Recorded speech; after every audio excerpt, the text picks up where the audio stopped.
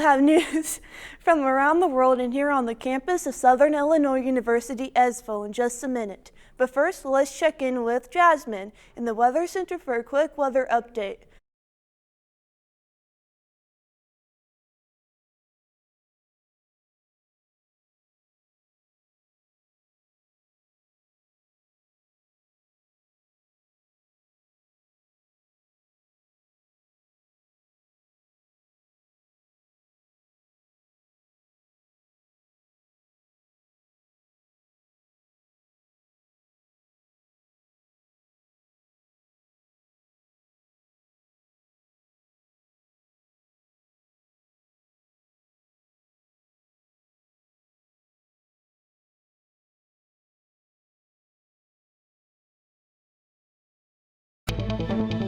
Live from SIUE, this is 204 News Break. Hello and welcome to 204 News Break. I'm Cyrus. And I'm DeAndre. We'll have news from around the world and here on campus of Southern Illinois University, Edwardsville in just a minute. But first, let's check in with Jasmine in the Weather Center for a quick weather update. Low pressure is moving into the St. Louis area, and when this combines with moisture from the Gulf of Mexico, that can only mean one thing for us. Rain is on the way. More weather news is coming up in a few minutes. Our top story, a warning tonight from the State Department for American around the world. Officials say U.S. citizens need to be careful as tensions surrounding the war in Iran continue to increase. Officials say Americans could be targeted as the conflict intensifies. President Trump has issued an ultimatum to Iran to open up key oil shipping routes in the Persian Gulf. The war is raising concerns about global security, oil prices, and access to energy supplies. Meanwhile, Russia has launched one of the biggest drone attacks, hitting cities across Ukraine.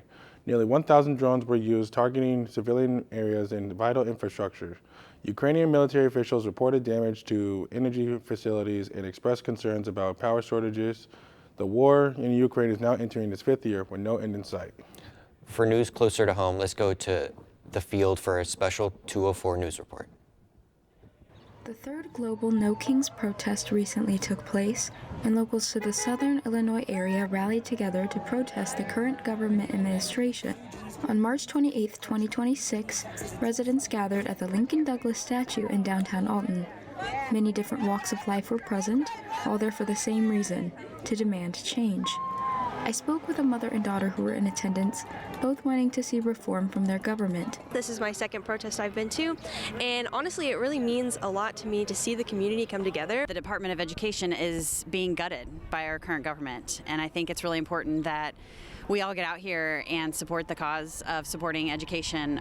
For many, the No Kings protest was the first public protest they'd ever been a part of, finding this opportunity to be the right place and the right time to fight the system. You know, I was too young to stand up for it during the civil rights movement, so now is our time to do the right thing. The protesting doesn't end here, though.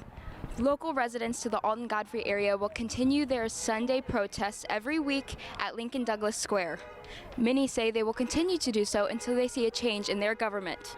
And that's Corinne Jones signing off for MC 204. If you're traveling this weekend, be ready for a long wait at the airport. The Transportation Safety Administration says the wait for airline passengers has reached an all-time high.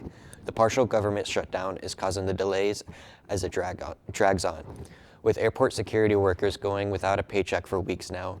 In the meantime, Congress is on a 2-week recess, which means no end to the shutdown is likely.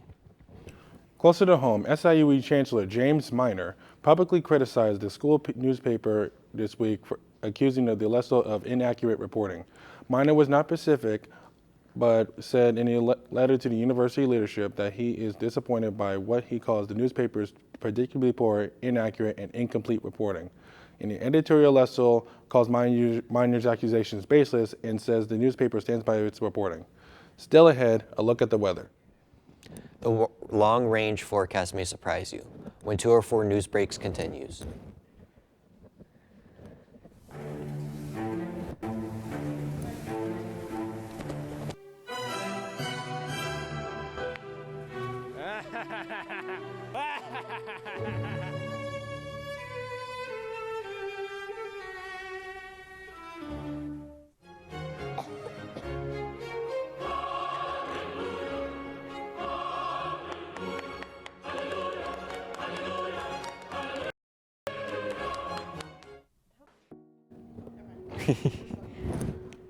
I mean, you're not wrong.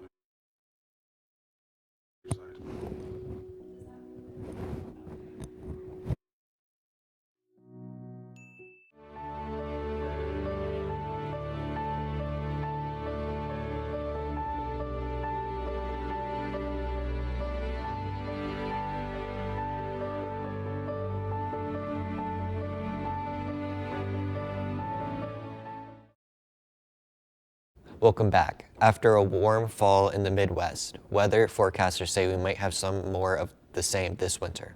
To find out, let's go back to the Weather Center where Jasmine has the details.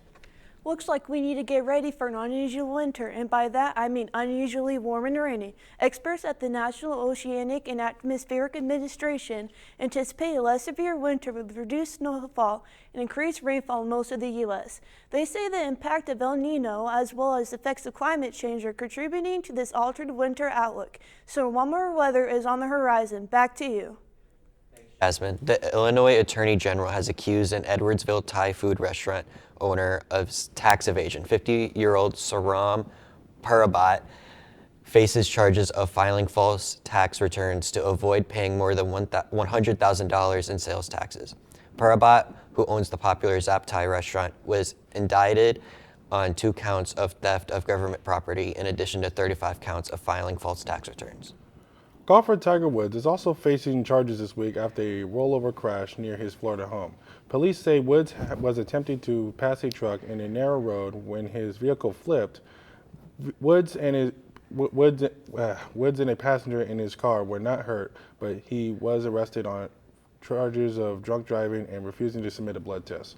Woods had also been previously arrested in 2017 for driving under the influence of prescription drugs. Finally, our thoughts go out tonight to the SIUE music professor Manny Watts, who is recovering from a lightning strike on campus yesterday. When asked about his shocking experience, he responded, quote, "It really transformed my life. I'm a much more positive person now."